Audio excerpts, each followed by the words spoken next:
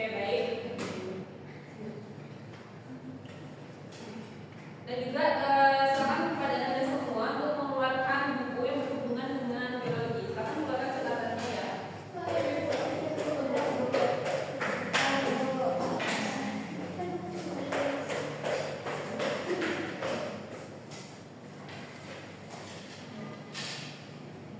Oke, sudah dikeluarkan semua bukunya? Baik, pada ketua kelas silakan untuk memimpin doa. Baik, agar pembelajaran kita berjalan dengan benar, mari kita berdoa terlebih dahulu. Berdoa mulai. Berdoa selesai. Oke, hari ini apakah ada dari teman-teman Anda yang tidak datang? Ada, Bu. Siapa tuh? Ini, Bu. Kabar siapa? Bu. Izin, Bu. Izin kayak Izin kemana dia? teman yang Oh iya, lagi viral itu kan ya, sampai ada ininya kan.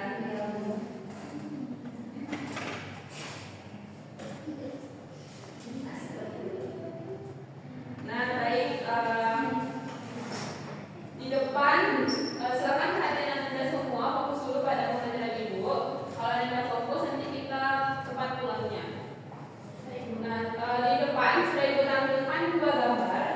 Silakan Anda amati gambar tersebut. Kira-kira itu gambarnya apa ya maknanya?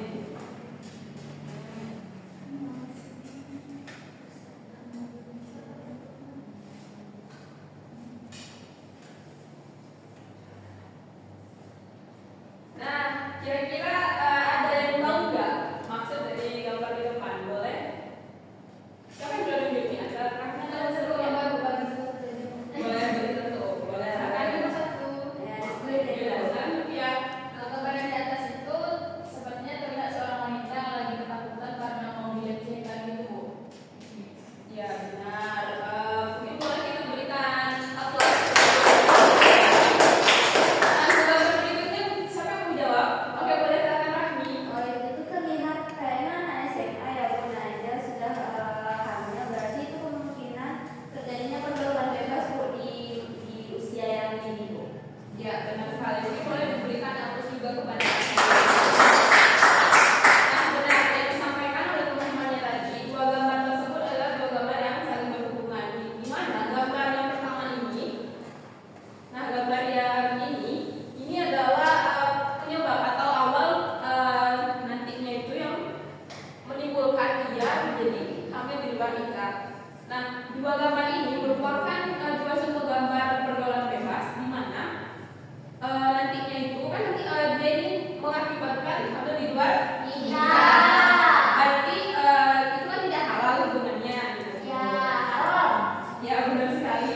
Nah itu menunjukkan adanya gangguan atau nantinya itu kalau dibiasakan pada diri kita yang remaja ini bisa menimbulkan gangguan infeksi menular seksual. Nah dimana pada hal tersebut akan mengganggu dan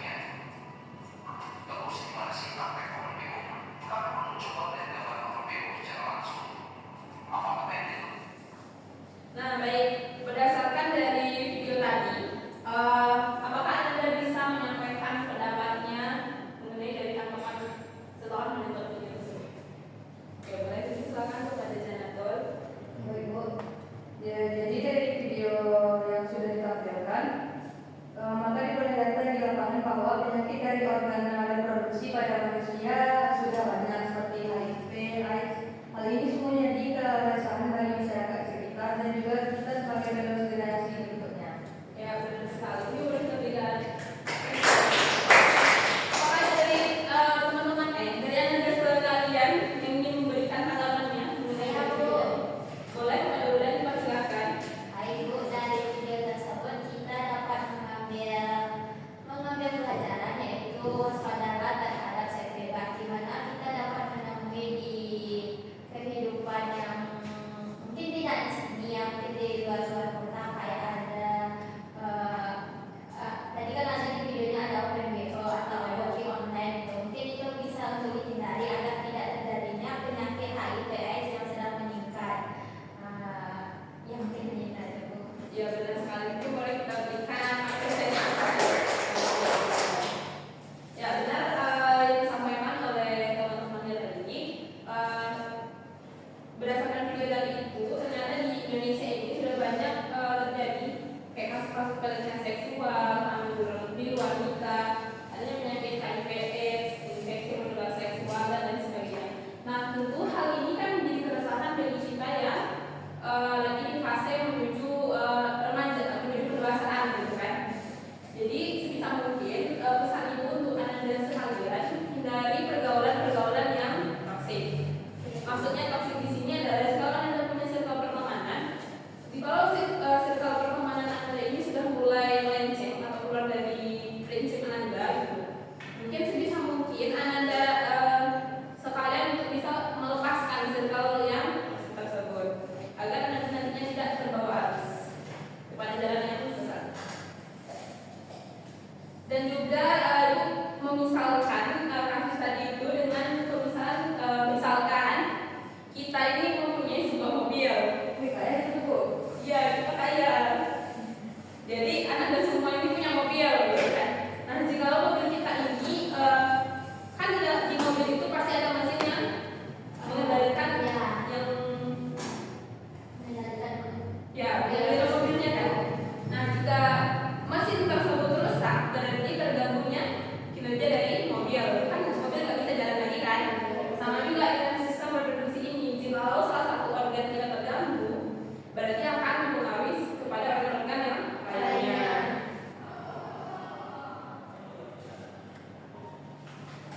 Baik, ibu akan lanjut kepada penjelasan dari mengenai jenjang pembelajaran. Jadi jenjang pembelajaran kita pada hari ini itu ada 3. Yang pertama itu ada peserta didik mampu mengidentifikasi organ-organ penyusun sistem reproduksi pada pria dan wanita beserta fungsinya melalui media atau gambar yang disediakan. Yang kedua, peserta didik itu mampu menganalisis dan memahami skema spermatogenesis dan oogenesis dengan benar melalui gambar yang disediakan. Nah, TP yang ketiga yaitu ada peserta didik mampu mengidentifikasi dan mengemukakan informasi mengenai gangguan atau penyakit pada sistem reproduksi disertai penanganannya melalui terkini. Jadi pada TP yang ketiga ini adalah TP yang akan kita pelajari pada hari ini. Baik, jadi pada pembelajaran kali ini anda sekalian akan dibagi menjadi 2 kelompok. Nanti kelompoknya dipilih secara random saja. Mungkin boleh ada yang menentukan sendiri. Mau menentukan sendiri atau ibu tentukan? Ibu aja. aja. Oke, baik, dari ibu tentukan. Jadi nanti ibu akan membagi anda semua menjadi 2 kelompok. Ibu akan membagi KLAPD. Nah, setelah anda mengerjakan LPD selama lebih kurang 15 menit, nanti anda presentasikan di depan. Yang maju dalam setiap kelompok semuanya saja, beda-beda. Terus setelah dipresentasikan, kelompok yang mempresentasikan itu langsung membuka sesi tanya jawab titik start dan tanggapan. Nah, setelah semua kelompok presentasi, ibu akan menambah penguatan materi mengenai dari gangguan pada organ reproduksi dulu. Ada yang mau bertanya Anda? Bukan? Ya. Nah, baik, sebelum ibu lagi kelompok, mungkin kita speaking terlebih dahulu ya. Pertanyaan kepada Anda untuk berdiri.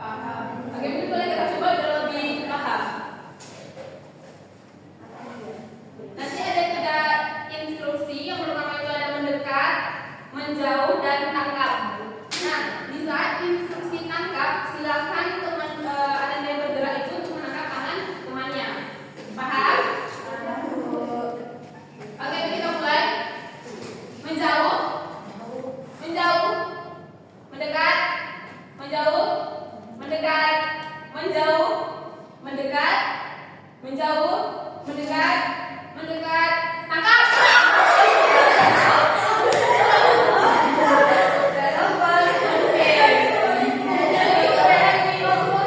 Mungkin boleh gantian kalau temannya. Oke, menjauh, menjauh, mendekat, menjauh, mendekat, mendekat, menjauh, mendekat, menjauh, menjauh, mendekat, tangkap.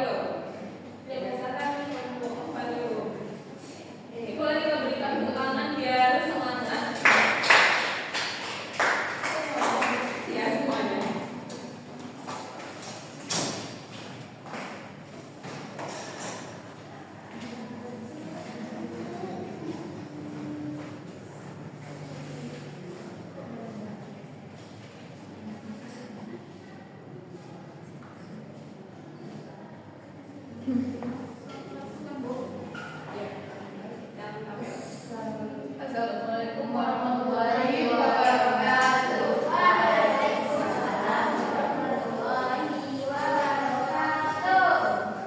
Baik, kami dari kelompok Oparium akan mempresentasikan materi pada hari ini. Soal nomor 1. Kami berkenalan saya Bila. Saya Sylvia. Saya Alina Putri, saya Nadia.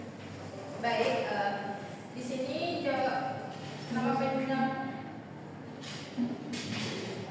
Baik, untuk yang pertama dipresentasikan oleh Sylvia. Kepada Sylvia disilakan. Baik, terima kasih moderator. Di sini saya akan membacakan wacananya terlebih dahulu. Pergaulan bebas di kalangan remaja merupakan fenomena yang semakin meningkat dan dapat berdampak serius pada kesehatan reproduksi. Perilaku ini seringkali melibatkan hubungan seksual di luar ikatan pernikahan yang dapat menyebabkan berbagai masalah kesehatan, termasuk infeksi menular seksual atau IMS, kehamilan tidak diinginkan dan bahkan kanker. Jadi berdasarkan hasil pengamatan, kami mengisi tabel dengan beberapa nama penyakit atau gangguan serta penyebab dan pencegahannya. Yang pertama yaitu ada AIDS. AIDS merupakan adalah singkatan dari Apparent Immune Deficiency Syndrome. Virus HIV menularkan melalui kontak langsung darah dan cairan tubuh penderita seperti sperma, cairan vagina dan ASI. Upaya pencegahannya yaitu dengan melibatkan pengobatan yang fokus pada mengontrol virus HIV atau AIDS ini. Yang kedua yaitu kanker cervix. Kanker cervix di keadaan ini di mana sel-sel abnormal tumbuh di seluruh lapisan epitel cervix. Upaya pencegahannya yaitu dengan mengangkat uterus, oviduk, ovarium, sepertiga bagian atas vagina dan kelenjar limfe panggul. Oke, selanjutnya akan dijelaskan oleh Jar.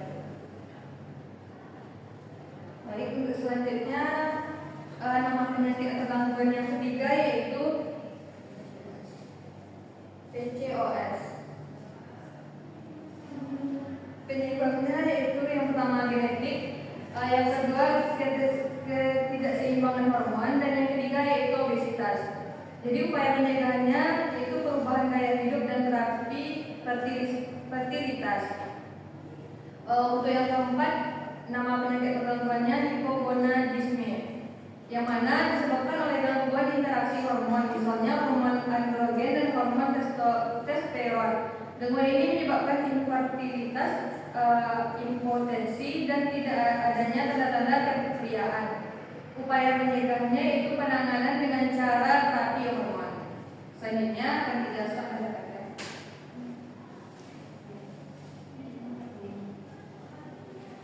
Selanjutnya yaitu gonore.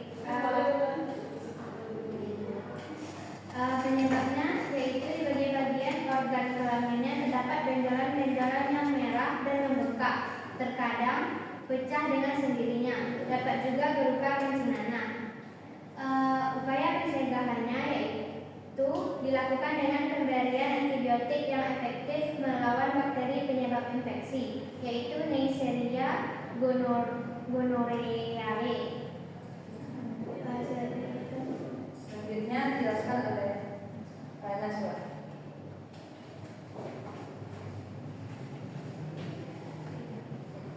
Baik, saya akan menjelaskan yang ingin dikenal yaitu epididymis.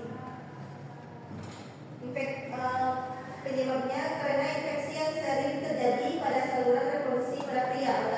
Organisme penyebabnya itu E. coli dan chlamydia. Infeksi menular seksual.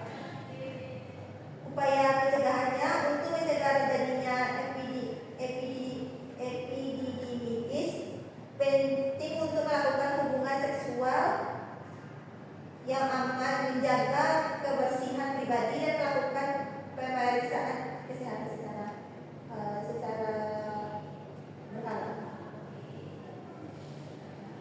Sekian presentasi dari kelompok Oparium. Selanjutnya kami membuka sesi kritik saran dan penambahan kepada kelompok 2 kelompok organisis di sini. Silakan, ada yang beda nggak? Kira jawaban dari kelompok organisasi sampai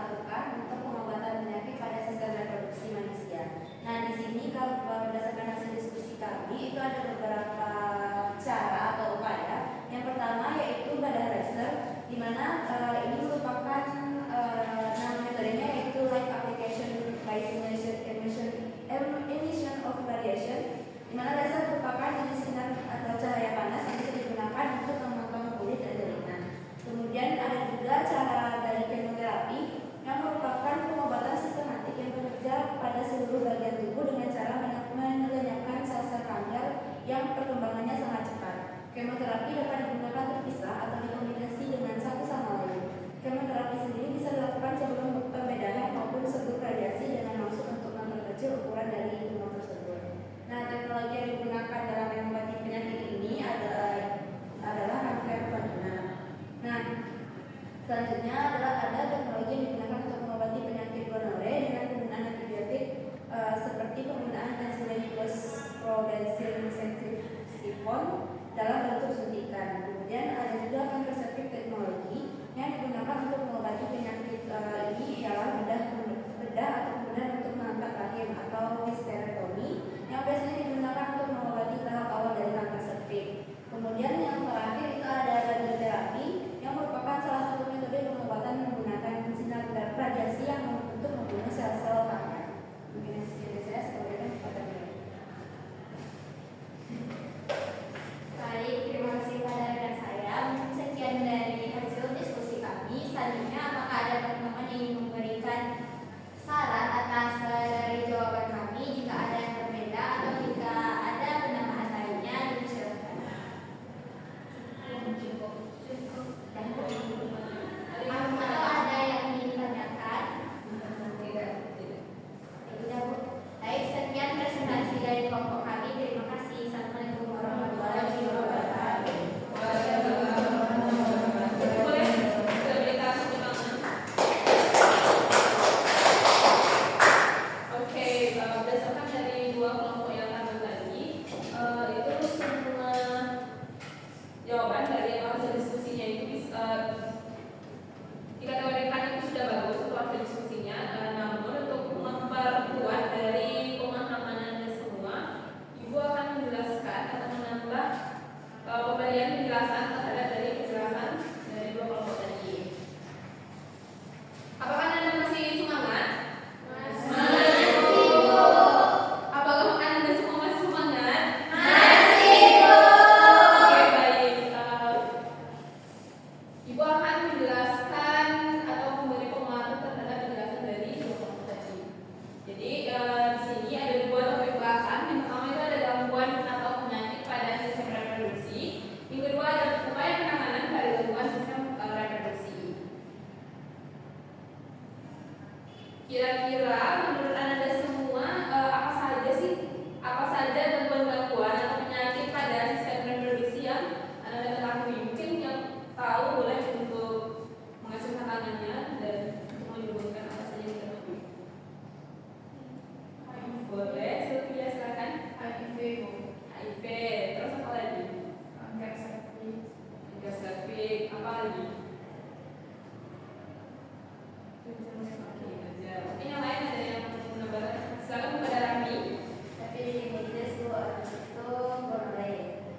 Boleh, benar. Lanjut, ada lagi yang mau menambahkan Anda? Saya cuma nambahin satu, ada sejenis, Bu. Oke, benar yang dikatakan oleh teman-temannya tadi. Mungkin boleh kita berikan aplaus. Atau mungkin ada di sini Anda yang keluarganya kena satu gangguan pada hubungan reproduksi. Semua ya. Oh, kita juga dijauhkan dari gangguan-gangguan pada reproduksi ini. Jadi yang pertama itu ada gangguan sistem reproduksi. Ini adalah salah satu contoh gangguan dari sistem reproduksi ini yang umum. Dan ini sangat-sangat tinggi peningkatannya di Indonesia, yaitu ada HIV/AIDS. Nah, AIDS ini ada yang tahu nggak apa singkatan atau kepanjangannya? HIV yang tahu boleh tunjuk tangan. Ada yang bisa membacanya?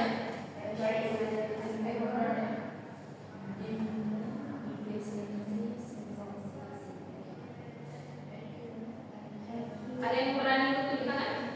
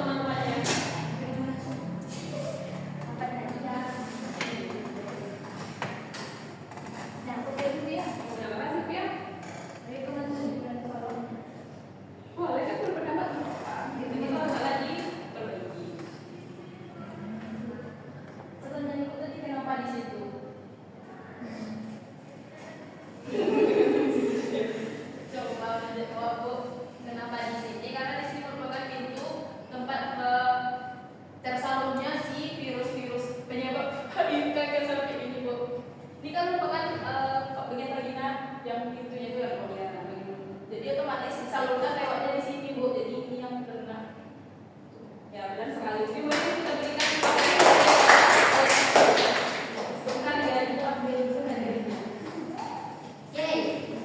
Pada dia. Ada.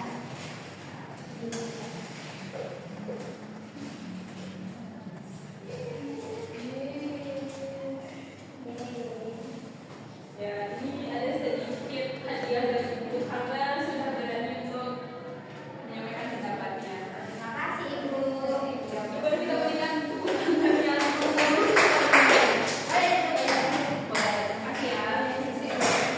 Ya benar disampaikan oleh Sofia tadi. Jadi letaknya itu ada di bagian yang bukunya lebih banyak karena kan di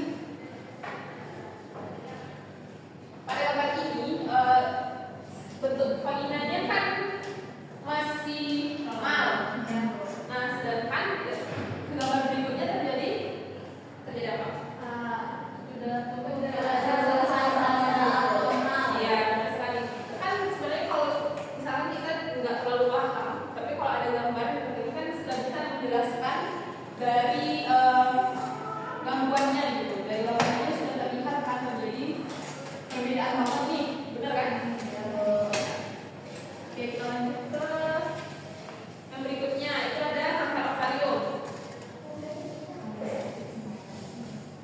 Nah, jadi kanker ovarium ini dia tuh memiliki gejala yang belum jelas atau tidak jelas.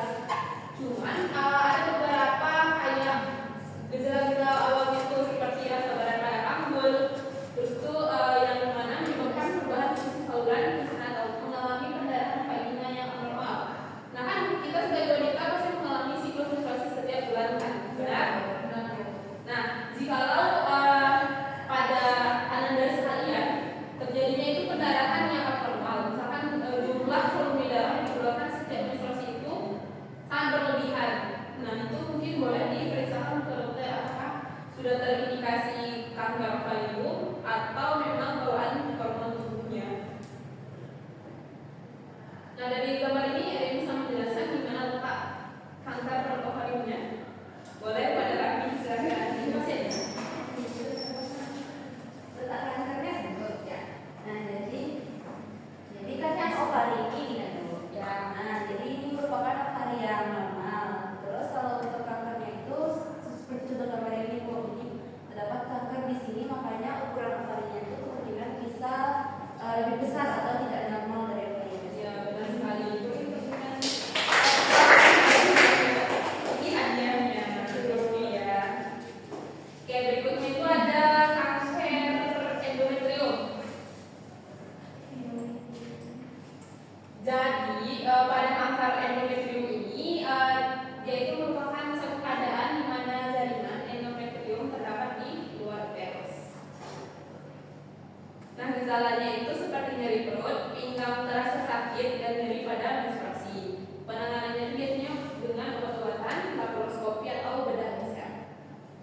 Nah, kira-kira dari gambar tersebut Anda sudah bisa nampak belum di mana letak dari kanker endometrium?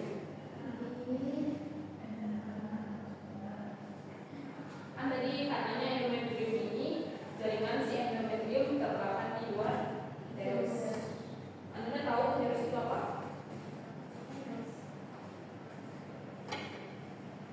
Anda tahu uterus? Nama lain dari organ uterus itu apa? Ya, benar sekali. Benar yang pertama kaki. Uterus itu adalah nama lain dari rahim. Nah, si endometrium tadi kan katanya di sini jaringan si endometrium terdapat di luar uterus. Berarti kan ini uterus. Nah, di sini kan. Nah, sedangkan si endometrium ini tumbuh di luar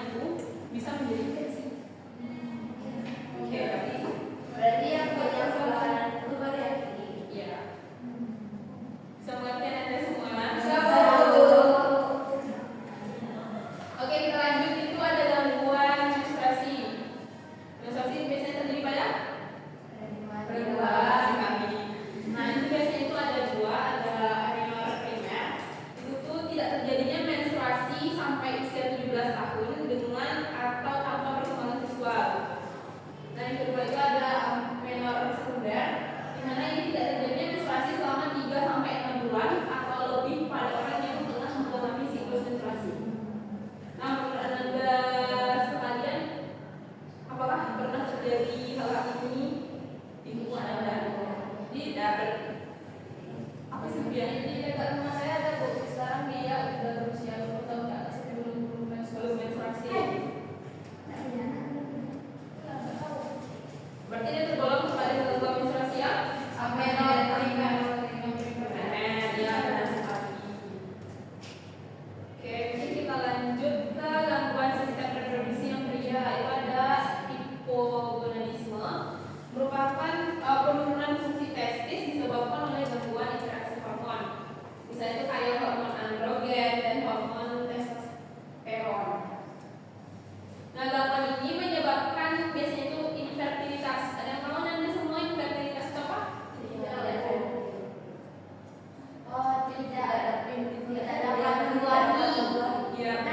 Benar jawaban dari semua. Mungkin boleh kita berikan applause kepada diri sendiri.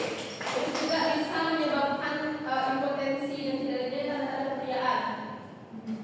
Ya mungkin itu bisa Anda nilai saja bagaimana orang yang mengalami si hipogonadisme.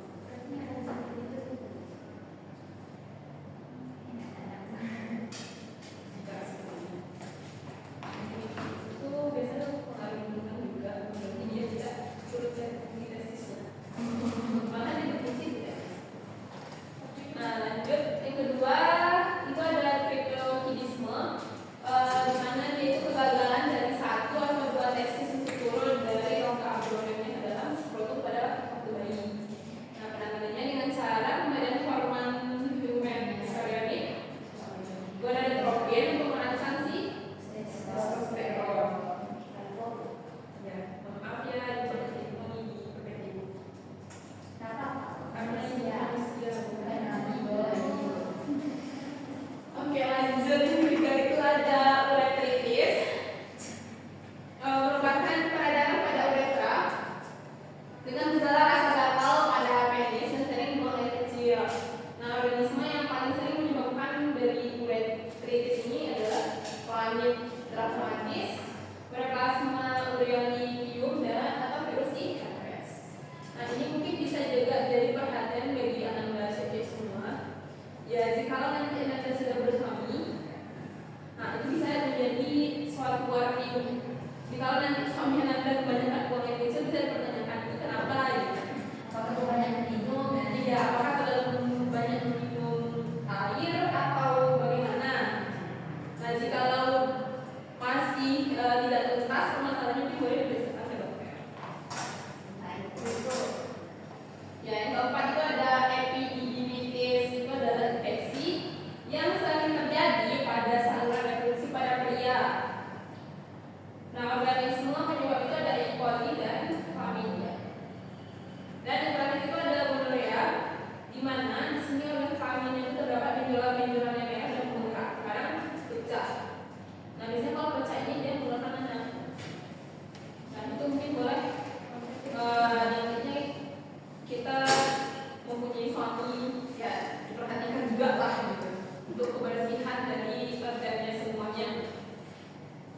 Siap Bu. Nah jadi ya dari penjelasan itu tadi ada yang ingin bertanya nanti semua? Iya. Oke, kita lanjut ke topik bahasan yang terakhir itu ada upaya penanganan pada gangguan sistem reproduksi. Menurut anda semua kira apa upaya atau penanganan awal pada gangguan sistem reproduksi? Kira ada yang bisa menjawab? Oke, boleh silakan. Pentingnya menjaga kebersihan diri. Nah, seperti apa? Makan seperti wajib menukar celana dalam yang belum ada. Ya, itu benar juga. Boleh kita berikan. Benar yang dikatakan oleh teman Anda tadi, upaya penanganan awal pada untuk mencegah dari gangguan sistem reproduksi itu adalah menjaga kebersihan diri. Bukan berarti kalau ya misalkan contoh menjaga kebersihan diri itu dengan rajin mengganti pakaian dalam 2 kali sehari. Bukan berarti nanti Anda mandi pakai baju itu, berarti itu kan jorok kan? Nah, ya itu dikurang-kurangi kalau ada seperti itu. Terus juga bagi Anda semua yang tidak rajin mandi, nah itu dibiasakan lah, misalkan pagi-pagi bangun tidur bisa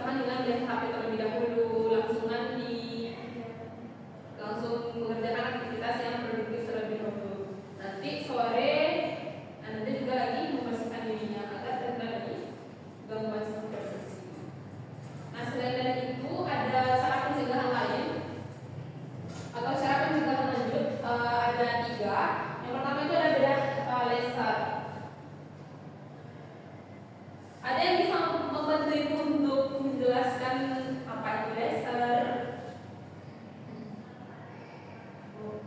Boleh silakan menjelaskan. Kalau laser adalah kependekan dari light amplification by stimulation emission of radiation. Laser